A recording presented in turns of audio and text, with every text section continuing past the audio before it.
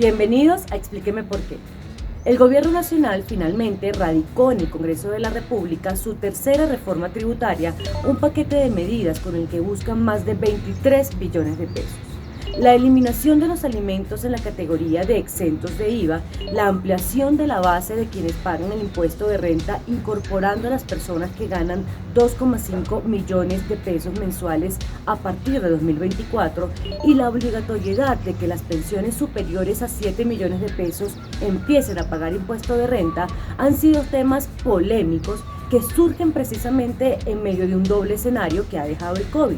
Por un lado, las personas y las empresas aseguran que no tienen ingresos y por el otro, el Gobierno Nacional está buscando recursos para pagar los programas sociales que ha habilitado en medio de la emergencia. Para que nos explique por qué la reforma tributaria parece ser un mal necesario, consultamos a José Ignacio López, director ejecutivo de Investigaciones Económicas de Corfi Colombiana.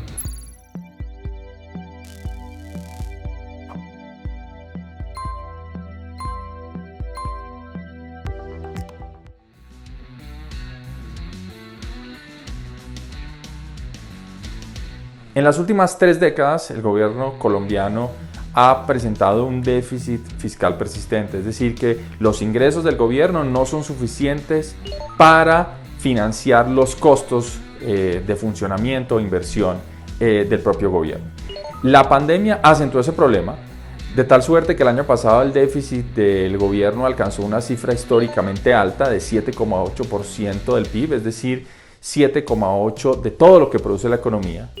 Y este año el mismo gobierno espera que ese déficit aumente a una cifra del 8,6%, que sería incluso superior. Es decir, hay que tomar unas medidas correctivas para evitar que la deuda pública siga en ascenso. La deuda pública ya alcanza unos niveles cercanos al 65% del PIB, un número bastante alto. Y si no hacemos ningún tipo de corrección o no tomamos ningún tipo de medida, esa deuda va a seguir creciendo y alcanzaría unos niveles del 70% hacia 2025 que la harían altamente costosa y quizás una senda insostenible. De no tomar ningún tipo de medidas o no presentar un plan de ajuste creíble, los mercados internacionales van a estar temerosos en seguir financiando al gobierno colombiano. Es probable que las tasas de interés aumenten y no podemos descartar que, por ejemplo, el grado de inversión, que es un certificado que dan las agencias calificadoras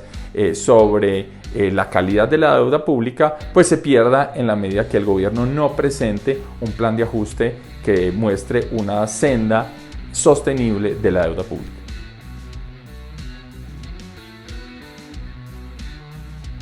Es importante que en este proceso de ajuste fiscal haya una revisión de los programas de gasto.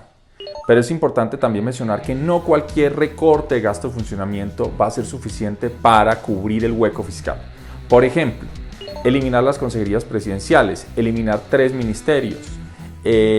incluso reducir el Congreso, tanto Senado y Cámara, a la mitad, solo traería un ahorro de 0,8 billones, que es muy inferior al hueco fiscal, que es de 15 billones de pesos, y a la extensión de programas de transferencias como ingreso solidario que el gobierno ha venido planteando,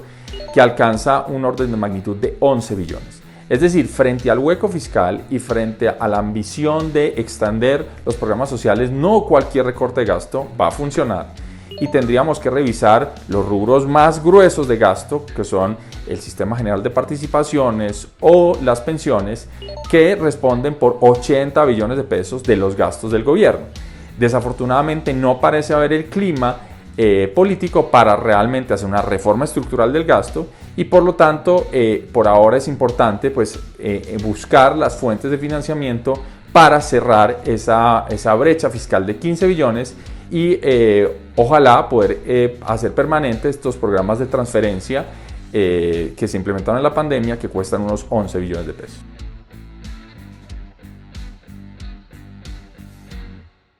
Siempre las reformas tributarias van a ser impopulares, sobre todo en nuestro país donde lo público está asociado con ineficiencia, con corrupción. Pero es importante explicarle a la gente que parte